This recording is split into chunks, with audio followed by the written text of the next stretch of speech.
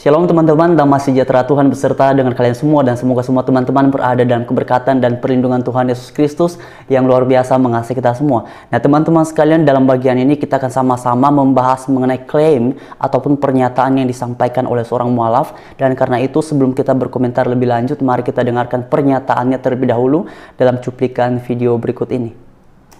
Gini aja, saya nggak double. Besok pagi saya akan ke gereja lagi. Plus Romo tak kasih bonus 1 buah mobil BMW anyar Grace. Tapi dengan syarat, temukan di dalam Injil bahwa Yesus Kristus agamanya Katolik. Nggak ada, Bu. Saya bilang sama Romo, sini saya bawa Injilnya.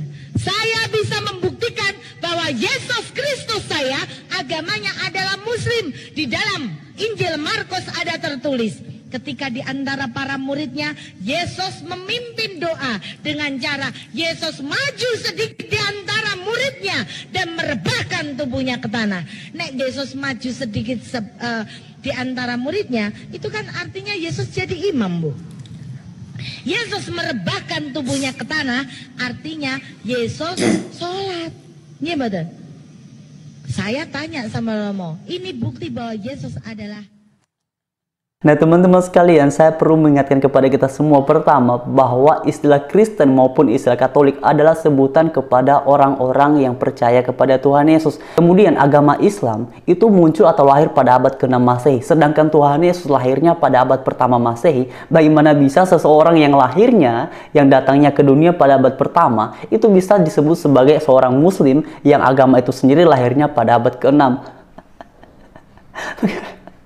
Nah teman-teman, selain daripada itu, tadi beliau menafsirkan salah satu nas dalam kitab Markus, itu tepatnya ada di dalam kitab Markus pasal 14 ayat yang ke-32. Mari kita baca sama-sama teman-teman. Lalu sampailah Yesus dan murid-muridnya ke suatu tempat yang bernama Getsemani. Kata Yesus kepada murid-muridnya, duduklah di sini sementara aku berdoa. Dan ia membawa Petrus, Yakobus dan Yohanes sertanya. Ia sangat takut dan gentar. Lalu katanya kepada mereka, hatiku sangat sedih seperti mau mati rasanya. Tinggallah di sini dan berjaga-jagalah. Ia maju sedikit, merebahkan dirinya ke tanah dan berdoa supaya sekiranya mungkin saat itu lalu daripadanya. Nah teman-teman sekalian, frase inilah yang ditafsirkan oleh beliau bahwa pada saat itu Yesus maju di antara para murid untuk menjadi imam dan memimpin doa. Nah ini adalah pernyataan yang sangat keliru. Bahkan di sini sama sekali tidak ada ungkapan Yesus atau ia maju sedikit di antara para murid. Nah, mengenai frase ini, makna utamanya sebenarnya sudah disampaikan oleh Tuhan Yesus di dalam ayat yang ke-34. Ia berkata kepada para murid, tinggallah di sini dan berjaga-jagalah. Jadi maksud dari frase ia maju sedikit, artinya Yesus berpindah tempat untuk berdoa sendiri. Nah, mari kita membuktikannya di ayat selanjutnya, teman-teman.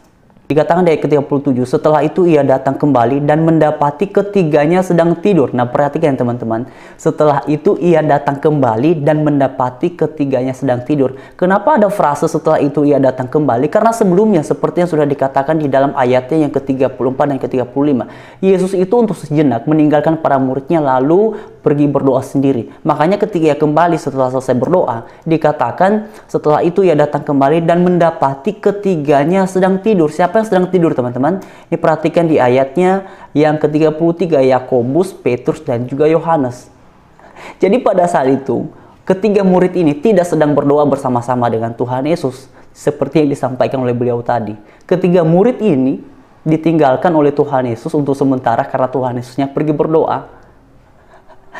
Tapi tadi beliau dengan percaya diri mengklaim bahwa ini pada saat itu Yesus maju sedikit dan ini berarti dia menjadi imam memimpin doa bersama-sama dengan murid-muridnya. Padahal salah.